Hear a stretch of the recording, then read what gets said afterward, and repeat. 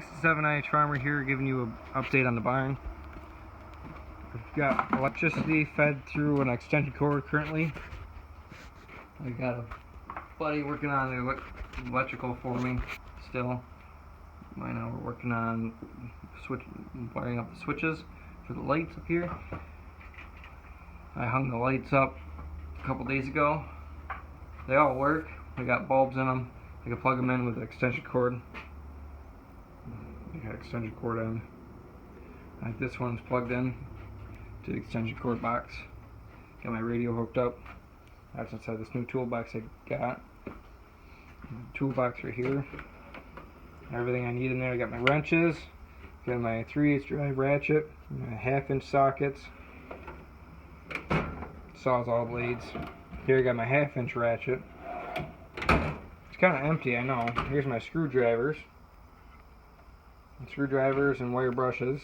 A pair of gloves. Pick set. Empty drawer. This had my clamps in. All my clamps are being used on my trailer right now. And then I'm actually moving these to my new toolbox in one of them drawers. It's going to be stuff that I hardly ever use. It's going to be in that toolbox. And then stuff I'm going to use all the time is going to be in here. So I got my hammers in there. I have like little stuff like rags, gloves and stuff. Put my DeWalt tools in there. My grinder, angle grinder.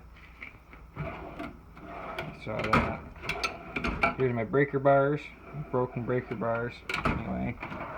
Here we got some miscellaneous. Soldering gun. And here we got my DeWalt cordless stuff and my air nailer. I'm probably going to hang up my air nailers up here on the wall. Put myself a shelf up here for screws and nails, fasteners. And I just got a shelf here. Got my drill bit set and tape measures go right here. And then there's my wiring kit for my trailer. And I'll do a review on that. So for the electrical, my buddy has the main box set. We screwed that down. We wired these electrical outlets on this side. That's a 15 amp outlet, another 15 amp outlet, and then we got the switch for the lights upstairs, and then this is where you left off. You put the wire through there, and that's a 20 amp outlet for the air compressor. That's where we left off. On this side of the barn, I got little cantilevers like you'd see it like Lowe's or Home Depot for their lumber. They're not shelves, they're just beams sticking out of the side of the wall where I can put my lumber off my pallets, hang them up there for storage while I build wishing wells in here. Built several so far. Here we got 100 foot of air hose, and I'm going to cut that in half once the barn's built.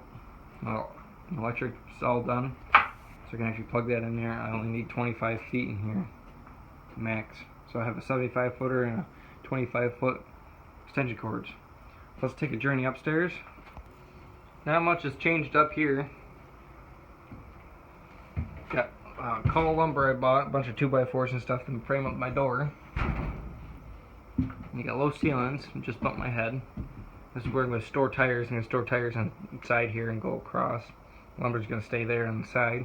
Big lumber. Here I got 2x4s and stuff, pressure treated 2x4s for my trailer down there. I got another one that was really badly bowed, so I had the propane tank on there. Putting weight on it, so bend it back straight. I got couple more 2x4s pressure treated for the trailer, for the stake sides. And then I have my ramp for the trailer right there. Here, heat my barn. Got a couple of storage totes, yellow storage totes. I'll be using them to store miscellaneous parts and stuff. The part you can't stand in, so from here over the storage boxes are going to fit. I'll take you back downstairs. I'll show you the kickouts I've been working on, talking about. That's just the start. I got myself a little scaffolding to climb up there and show you what I got going on. Just to start, I only got screws up to here. The rest of this is loose because I got to put another sheet on top of it or underneath this. I don't know yet. I still have yet to finish this off. I got an 8-foot section. It's going to get jointed in the middle, and then I'm going to have these there's wood strips joining the two together instead of actually buttoning them together. They're going to be one whole continuous piece of wood. I did originally nail these from the end of the board here. I ripped in here, and then they started pulling out, so I had to put screws in. So the next one I make, I'm going to put screws in from the back down, and that's going to coat the whole way down, keep water off the side of the building. Now for the other side of the building, I'm going to take these, I'm going to make them like 2 feet longer or something, so I can actually store stuff underneath without them getting wet. Other side of the barn, I haven't started anything over there yet either, but this is where I'm going to be storing my lumber. I'm going to have those cantilevers like I showed you that are inside. I'm going to move them outside along this wall, so I can have like 2x4s that are 8 foot long, or 2x12s that are 12 feet long, store them up here, have cantilevers for my lumber, and then I won't have lumber in the loft. I don't really trust that. I have 2x6 floor joists. I probably should have had 2x8s. It's good enough for people, it's good enough for tires, small things, but I want to store a ton of lumber in there. Might work for hay, but hay's kind of heavy.